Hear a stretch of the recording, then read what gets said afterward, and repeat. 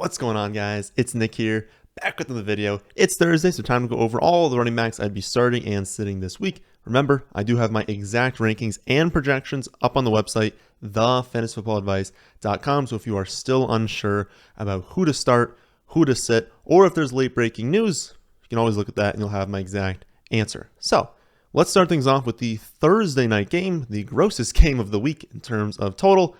Steelers at Browns. 38.5 point total. Browns 4.5 point home favorites. For fantasy, there's really only one decision to be made in this game. You are always starting Najee Harris and Nick Chubb while they are healthy. So the only question is with Kareem Hunt. You prefer, when you're playing Hunt, for it to be in a high total game, potentially for the Browns to be falling behind, need to pass the ball. Neither of those are true this week. They should be winning, though it's only 4.5 points. So the game could be close. Pittsburgh could still be up. So it's not a guarantee they're going to be winning. But it's probably not going to be a higher total game. It's going to be a lower volume game. So not a good game environment. Given his, current usage in the offense, we're looking at about 10 carries, about 3 targets. And so maybe he falls into the end zone, which he's been known to do. He's really good in the red zone.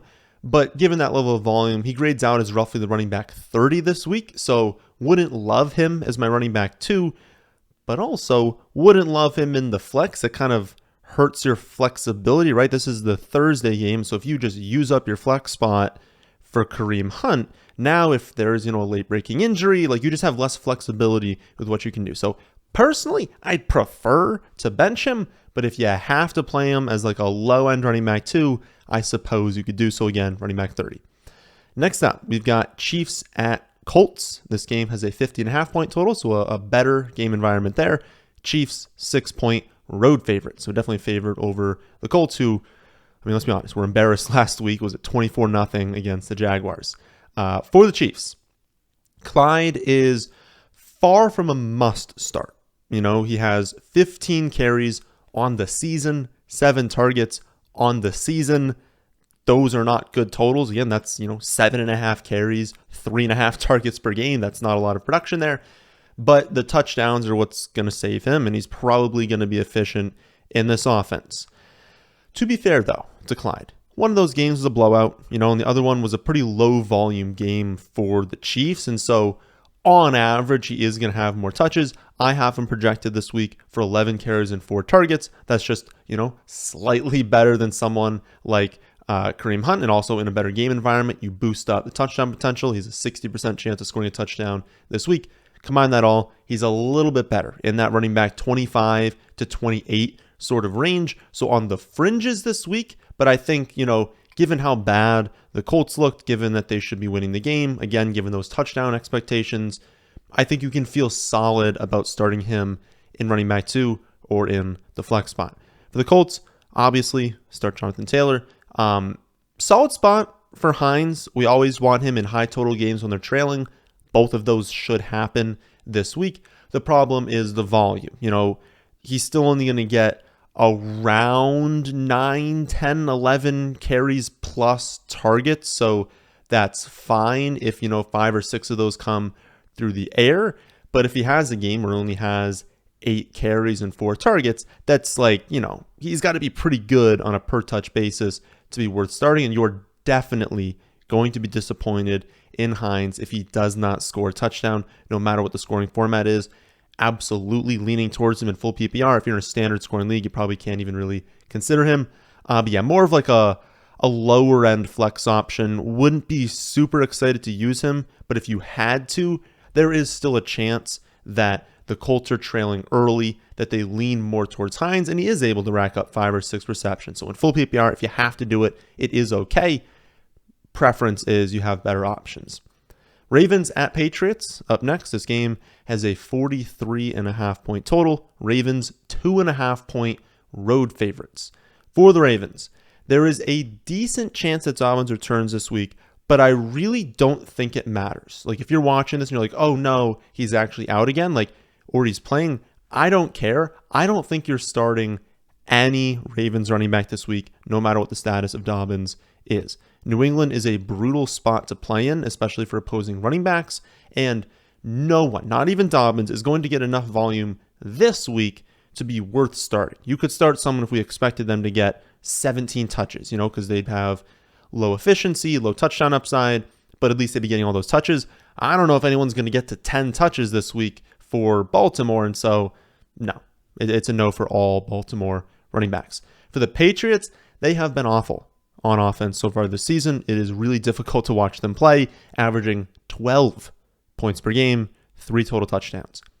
Fortunately, they're only going to be giving touches to Harris and Stevenson, so each one's going to operate as a featured running back for half the game.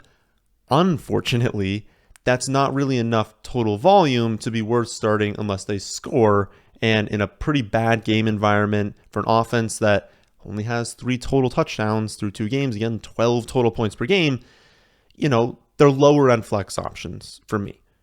Like I said, they're going to operate as feature backs for half the game, and so you could get maybe Stevenson for a few drives.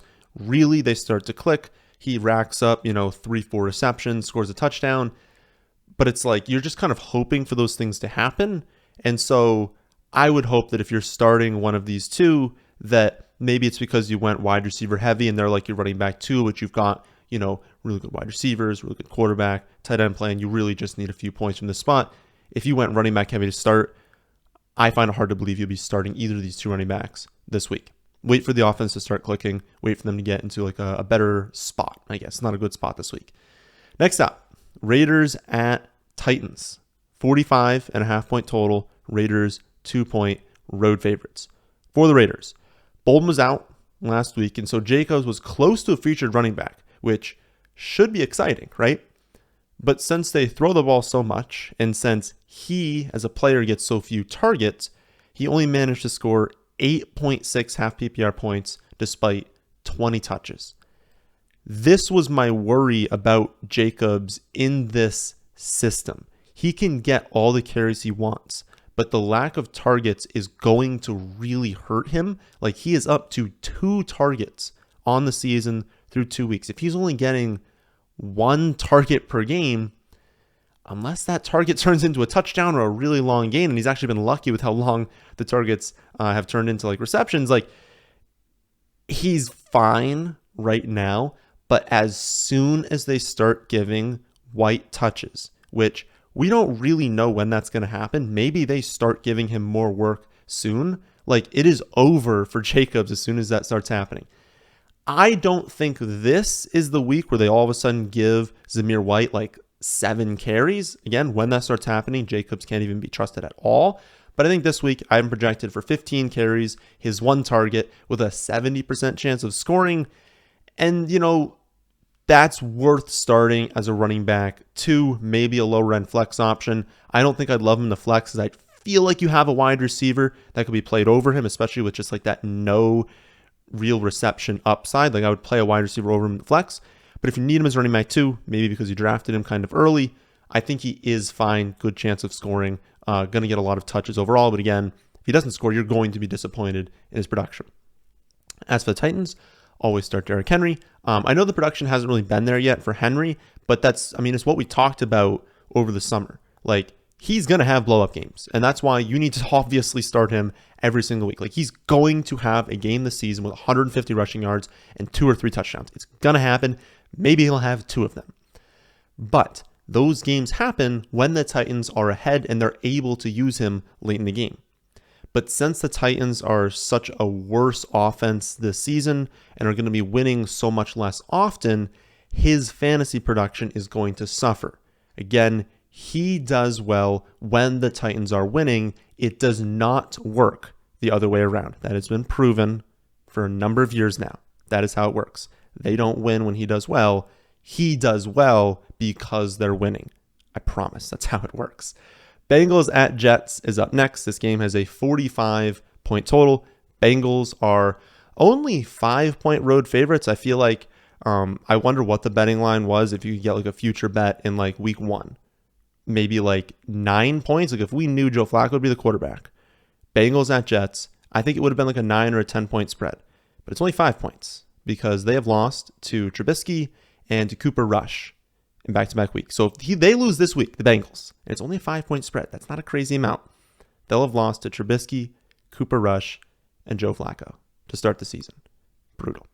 For the Bengals, though, always start Joe Mixon. I know last week it wasn't as good as week 1, but he's got good volume. He's a good player. Like, you just have to start him every week. For the Jets, it's a tough call. Carter will probably get more carries, and they'll like roughly split the targets. I think there's going to be a lot of variance to the targets, but Joe Flacco likes throwing to running backs. They're both capable in the receiving game. Like, they both have a ceiling in the passing attack. So probably going to be a split on average, although it's going to vary week to week. Hall is the more explosive player, though, and he carries a little bit more per touch upside. So, like, over the long run, if you gave him both 12 touches per week, like, there will be weeks where Carter has way more production there. But on average, Hall is going to play like longer plays at a higher rate. And so per touch, you like him a little bit more.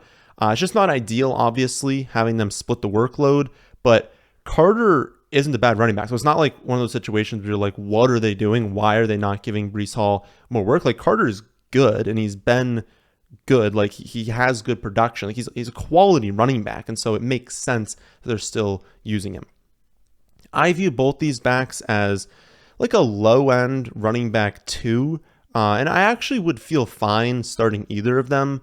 Obviously, this is the Jets. They could fall apart at any moment, but there's not that many game scripts where they're going to be completely taken out of the game. If they happen to be winning this week, which again could happen, it's probably unlikely, but if they were, both these running backs would rack up a lot of carries and they would have a better chance of scoring because they're winning the game. They probably score touchdowns, and so that would be a good game script for them. But even if Cincy pulls ahead, both of these backs, like I said, are very good in the receiving game, are going to have reception upside, and so they could rack up receptions that way. So no matter how the game plays out, both are going to be used. Right now, Carter's my running back 19, Hall's my running back 23. Again, both can be used as a running back 2, not one you're like super pumped about. And for where you drafted them, you might only have to use them in the flex, but I think you could use them at running back 2.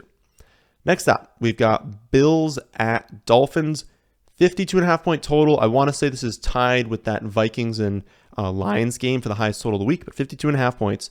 Bills, 6-point road favorite. So again, it's a very good game environment. I know both teams have quality defenses, but really good offense does beat really good defense. That's what Vegas is projecting to happen. It does not mean the game's going to explode, but it means that even with quality defenses on both sides, we should expect fantasy production. However, if we look at the Bills side, it is pretty impossible to trust any of them. Buffalo ranks first in points per game with 36 points per game this season. Obviously, we're through 2 weeks, but like, that's really good, right? And they're tied for first with 4.5 touchdowns per game. So you would expect the running back on a team like that to be productive. Singletary ranks 48th, Moss ranks 60th, Cook ranks 70th in half PPR scoring. 3 of them have a combined 0 touchdowns. This is a pass-first offense that runs exclusively through Josh Allen when they get even remotely close to the goal line. I would not start any of them. For the Dolphins, Mostert had a better workload this last week than he did in week 1, and so that's pretty encouraging for him. But he can't be used right now, and it's discouraging if you have Chase Edmonds, because we saw Edmonds have a solid workload in week 1. He was getting some carries. He was getting the targets, and we're like, wow, this will be great if it continues. If he can get 10 to 12 carries, 3 to 5 targets in the receiving game, like he'll be good this season. But now, if they're going to start using Mostert more, that reduces the early down upside. And honestly, Mostert ran a decent amount of routes last week. He had a lot of snaps, so he ran a good amount of routes, more than we thought he would. It just caps the upside of both of them. And so I think we want to see one more week of production, see what they do this week. And it's also, like I said, the environment is good, but Buffalo's still a good team. So on a per touch basis, they're not going to be highly efficient. And so if you think Miami is trailing in this spot and that Edmonds can rack up 4 or 5 receptions, you can start him in a full PPR format. I would say bench him, both running backs, watch what happens this week, and we'll evaluate starting in week 4. Eagles at Commanders. Pretty good game for this one. Got a little bit of a revenge narrative for Carson Wentz here. 47.5 point total. Eagles 6.5 point road favorites. They have been really, really good this season, but the Commanders have been better than we thought they would be as well. For the Eagles, Miles Sanders has been operating as the pretty clear lead back. I think more than people thought he would. over the summer. People thought it'd be much more of a committee. He's got over 41% of the team's carries, still an 8% target share, which is certainly not bad. That's like pretty solid for running back.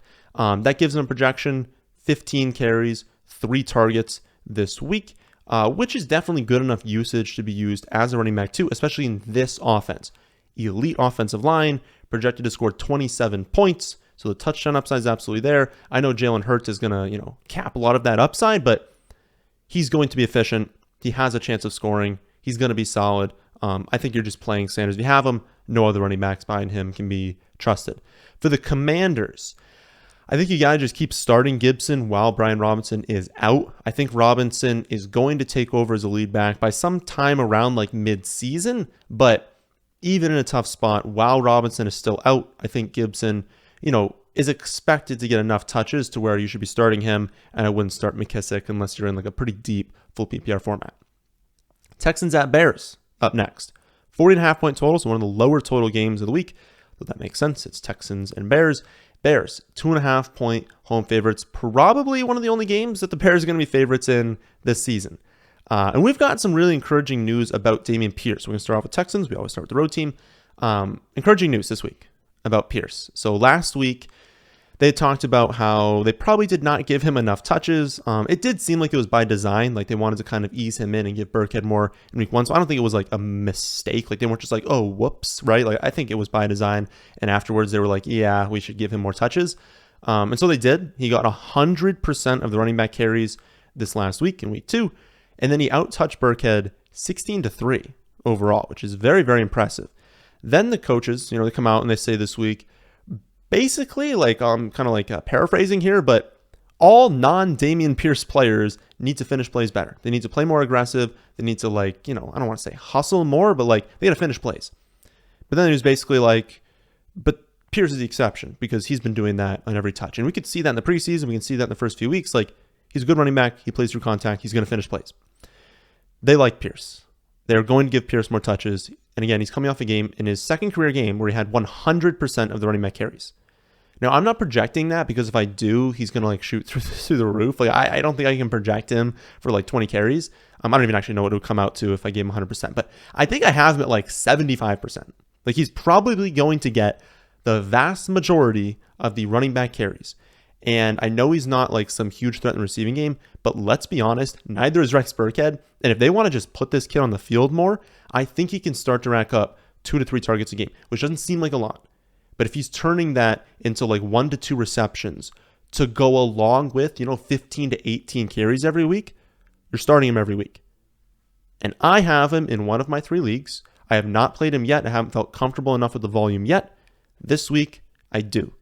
I am playing him. It is a good spot. Obviously, it's not ideal being a road underdog, but it's barely an underdog. It's against the Bears who have not been good on offense. There's absolutely a chance that Houston finds himself ahead in the second half, that they lean on Pierce, and that he goes for like 100 and a score. So I'm playing him this week. I featured him in the trade targets video. I think this is the optimal time to trade for him because if he goes out there in this week and he yet again has 100% of the carries, he does have like 100 touchdown because again, it's the Bears. We're not terrified of that defense. I don't think you'll ever be able to trade for him again. So again, I'm starting him. I think you should too. He's not a lock because if it doesn't work out the way that I'm saying, and he only gets like his 1 target and like 14, 15 carries, then he's probably not going to be worth the start. But I'm trusting it. I think they give him the touches this week. I'm starting him. For the Bears, current backfield split is 53% of the carries for Montgomery, 22% for Herbert, and then like Fields isn't a running back, but he makes up the remaining percent. I don't know what that is off the top of my head. It's around 25%. The real difference, though, is the targets. So Montgomery has a 21% target share, which is wild. He hasn't gone off yet because they don't throw the ball. Like even though he has 21% share, like it's such a low volume offense, that's not even like that much. But Herbert only has a 7% share. In a low volume offense, that's not great. So what can we expect to change? Like I think you're rostering Herbert long-term because I think he's honestly a better early down back than Montgomery. And I think he fits the offense better. And I think there's a chance to close the season. He's their lead back. But know that for the whole season, Montgomery is going to be their third down back. He's going to be someone to use in the receiving game. And the odds are unless he suffers an injury, he's probably going to be the starting running back. And I think he gets enough touches. I think being roughly 3-point home favorites in a winnable game for them, again, not going to be many games this season where the Bears are winning late in the game. If they have a chance to do so this week, playing at home, if you've got Montgomery, I don't think you're benching him. I think he's a really good play this week. Not a lock to go off because he's Montgomery and it's the Bears, but I think if you have him, you're playing him. I don't think you can trust Herbert, but again, I want him on my roster because I think he has upside long term. Next up, Saints at Panthers. Low, again, 40.5 point total. Saints, 3-point road favorites. For the Saints, it looks like Kamara is going to return this week, in which case the Saints breakdown is pretty easy. Start Kamara, bench everyone else. If he's out again, then Ingram is a perfectly fine replacement. Certainly not the must start it used to be. It used to be like, oh, Kamara's out, running back 1 for Ingram. I don't think that's the case. But, if you handcuffed Kamara with Ingram, it's pretty easy. Just play Ingram. If Kamara's out, make the switch. If Kamara's playing, obviously play him. Don't play anyone else. I think everyone, I don't know. I think everyone that has Kamara wants kind of a take here. I saw, probably the most liked comment in the trade targets video, I think, was asking about an update about Kamara. The thing with him is it's difficult to kind of give him an exact value long term. We're only working off of 1 week of data. We have 1 game to work with, and then he was out in week 2. So you don't want to overreact to 1 week. You don't want to say that that's exactly what he'll do long term, or that's never going to happen again, because it's 1 week, right? But the receiving workload was a little bit less than we were expecting going into the season, and I suppose that makes sense. They have Michael Thomas, they have Landry, who are capable. Obviously, we've talked about Landry maybe getting less volume in the future, but capable players, and Michael Thomas being very good. And then Olave, he was a monster last week, and he's commanding a bunch of targets, and it's having those 3 is absolutely going to impact the receiving upside of Kamara, and if they're passing a lot too, that's going to reduce the carries. And so if we're going to more 14 to 17 touches for him, you're starting him every week. He's still a great player. He still has plenty of weekly upside, weekly touchdown upside, reception upside. It's all there. But there'll just be more games where you're disappointed. And then especially when we don't fully know his status coming off this injury, we don't know if it's going to impact him super long term. There are concerns, and I think all of them are valid. I think under no circumstance are you trading him away right now. That would make no sense to do. You're trading low on a stud player after 1 week of production. That makes no sense to me. But I don't think I'm going out of my way to trade for him, because it's still going to cost you roughly 1st or 2nd round value. And it's unless someone's just giving him away, which I don't think anyone's going to do, it's just worth being hey, let's see 1 more week. Let's see what the production is. Maybe he's got really good volume and the production is there, and then we can trade for him. But I just have concerns long term. And so I think you absolutely can if someone is willing to give him to you at a discount. But play him for now if he's playing, and we'll see what happens long term. But again, for this week, if he's playing, play him. If he's not playing, it's Ingram. On the other side, always start McCaffrey. Very easy one there. Next game, probably the most exciting game of the week. Lions at Vikings. This game has a very high 52.5 point total. Vikings 6-point home favorites. For the Lions, you are starting Swift every single week. The only decision here is with Williams. I think Jamal is a fine play in deeper formats, but you're basically just praying that he vultures another touchdown from Swift, which is going to happen a lot this season. They like him at the goal line. So there's definitely potential there, obviously, because if this is a really good game environment we like, I think there's a lot of chances that the Lions are going to be in scoring position in this game. But I would say if you're in a 10 or a 12 team league and you didn't go RB0, he's been running back 38, and I just don't see myself wanting to start him this week. For the Vikings, pretty easy. Always play Dalvin Cook. I know that the production hasn't totally been there yet this season, but this is a blow up spot. He's produced really well against the Lions in his career. You're playing Dalvin Cook. You're not going to bench him in this game. 4 o'clock games kick off with Jaguars at Chargers. This game has a 47.5 point total. Chargers 7-point home favorites. For the Jaguars, current split this year has been 63% of the carries and 6% of the targets to Robinson, 24% of the carries, 10% of the targets to ETN. Etienne has been significantly more efficient with his touches, though. He's gained 1.3 more yards per carry, 4.5 more yards per reception. We only have 2 games, so that could absolutely fluctuate. But I think if you watch them play, you're like, this makes sense. Etienne is a much more explosive player. He's going to be better on a per touch basis. Now, it is possible that they start to shift more touches to Etienne, especially as he, progresses in the career. He's only played 2 career games so far. And if Robinson continues to be relatively inefficient, then, maybe they shift more work to him. But I'm expecting that to slightly happen this week, but not really that much. And so I think Robinson and Etienne, they're both fine. They're both perfectly fine to play in the flex. I would say they're very low-end running back 2s. I wouldn't feel super confident in playing either of them, especially, the Jaguars have been really, really good so far in offense. Maybe that doesn't continue in a very difficult spot against the Chargers. Chargers have a very, very, very good defense. So, we've seen them produce pretty well so far, but what are they going to do against the Chargers? I'm not 100% confident in the production. So low end 2s, maybe playing the flex, but don't expect, multiple touchdowns every week from Robinson. Again, I like Etienne long term. I think they can start to push more work towards him. But yeah, lower end options this week. Chargers, easy. Play Eckler. Don't play anyone else. That doesn't matter what the quarterback situation ends up being. I'm pretty sure Herbert's going to play, but regardless, play Eckler. Rams at Cardinals. Up next, this game is a 48.5 point total. Rams 3.5 point road favorites. For the Rams, Henderson was a featured running back in week 1, certainly was not in week 2. Akers ends up playing 43% of the snaps, handles 15 carries, 3 targets. That's a pretty good workload. Unfortunately, he was only able to turn that into 62 total yards. That's 18 potential opportunities, 62 yards. That is inefficient. Henderson handled 56% of the snaps, but he didn't command a single target. He got 10 carries for 47 yards, so I suppose that's average. Neither of them was that good. Neither of them proved that they need to get more touches. The odds are this is going to be a committee rest of season unless Akers continues to get 2 yards per carry. At some point, they're going to be we're not giving this kid any more touches. So we'll see what ends up happening. I'm projecting a rough split with Henderson getting more of the workload this week. But still, Henderson's running back 29, Akers at 47. It's not great. And it stinks because this is a good game. This is a really good game environment, but it's a better game environment through the air. And the Rams would prefer to throw anyways.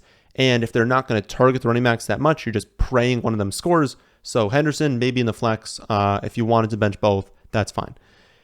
Cardinals. Up next, we've got Connor suffering the ankle injury in week 2. It seemed minor. He hasn't played yet. I don't know. I'm recording this right before it goes out on Thursday. I don't know that he's practiced on Thursday. You guys can check that. Hasn't practiced yet through the week. I would just say it seemed minor. Again, I feel like my guess is that he does play. If he doesn't practice all the way through Friday, let's be honest, he's not going to be out there. So if he plays, I would say that he's a low-end running back too. I would imagine that he's had durability concerns in the past. He's coming off an ankle injury. They're not going to overload him with touches. And so low-end 2, you're praying he scores. And you can't play Eno or Darrell if he's active. But if he ends up being out, then I think the backups will probably split the touches. Eno will get more work through the air. Darrell will get more work on the ground and carries, maybe a little bit more work near the goal line. I wouldn't be in love with either of them, but I think Eno would grade out as roughly a low end 2, so you could play him at that running back 2 spot. Darrell would be fine to play in the flex.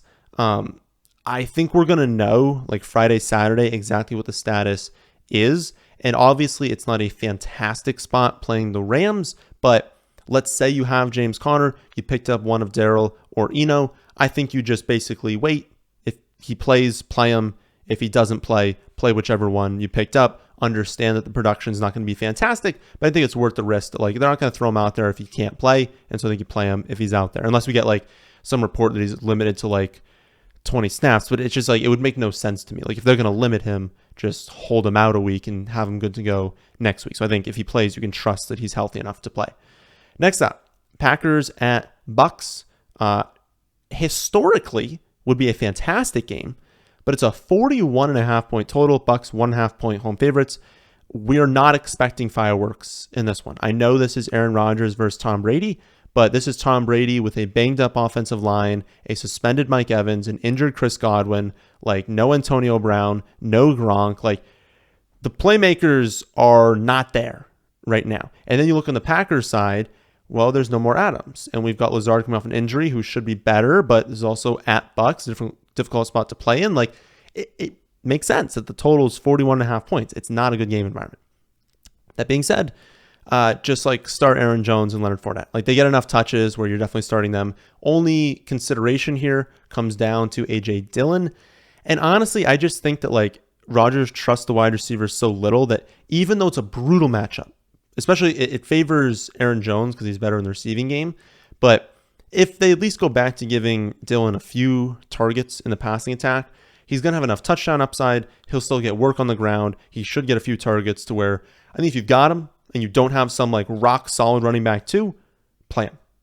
Again, horrible game environment, horrible spot, but he's got a good chance of scoring a touchdown. He's still a good player, still should get some targets. I think you play, again, definitely play Fournette and Aaron Jones, but I think you play A.J. Dillon as well. Falcons at Seahawks is up next. This game is a 41.5 point total. Seahawks, 0.5 point favorites. Probably the only time they'll be favorites this season. Maybe they can squeak out one more game. And who knows, to close the week, they might not even be favorites. For the Falcons, I think you're starting Patterson. We went over last week how he's not going to be featured pretty much ever. Week 1 was an outlier because right at the start of the game, you have who was going to be their lead back get injured. And so they only have really Patterson active, and so they have to give him all these touches. But we were like, that's not going to happen again. They're going to activate Algier. He's going to play in week 2. And so we saw Patterson drop from 22 carries and 5 targets to 10 carries and 1 target. Now, I think he's going to get a little bit more work than that on average, especially in a winnable game this week. They could be playing from ahead. He should get a little bit more touches. But since he's not going to be like hyper efficient every game, like he only scored 4 fantasy points last week, he's not going to have 5.5 yards per carry. He's not going to score a touchdown every week. He's not going to be featured when their other running back doesn't get injured. So don't look at week 1 and be like, that's going to happen all the time. I think something in the middle of week 1 and week 2 is what we should expect. But in a good spot, I think he's going to have, in that like 15, 16 touch kind of range. You're hoping more comes through the air, but it might not happen that way with how well Drake London is playing, with how much they're going to involve Pitts a little bit more. They don't need to use Patterson as much. So around 15, 16 touches, about 50-50 to score a touchdown. I think that's worth playing as a running back too if you got him. For the Seahawks, Ken Walker returned last week. He was given a 25% share of the team's carries, 10% target share, which is, pretty solid for his first week coming off of injuries. That resulted in Penny getting 6 carries and 0 targets. This is a bad offense. They're going to play very slow, so the total volume will be limited. And if they're also going to be in a committee now, I don't think you can start either one of them. So for the time being, unless someone gets hurt, bench both Penny and Walker. Sunday night game. It's going to be 49ers at Broncos, 45 point total. 49ers 1 point road favorites. Oh, how the mighty have fallen for the Broncos. We thought they were going to be fantastic this season, but they're now playing effectively a backup quarterback. It's Jimmy G, so not really, and they are home underdogs. For the 49ers, Trey Sermon was cut. Elijah Mitchell is out. Terry Davis-Price is out. Trey Lance is out. That leaves the backfield to Jeff Wilson, Jordan Mason, and maybe newly signed Marlon Mack. We'll see if he's active on Sunday. You're probably not going to know that come the 1 o'clock games, though I don't think it matters. I don't think they're going to give Marlon Mack many touches.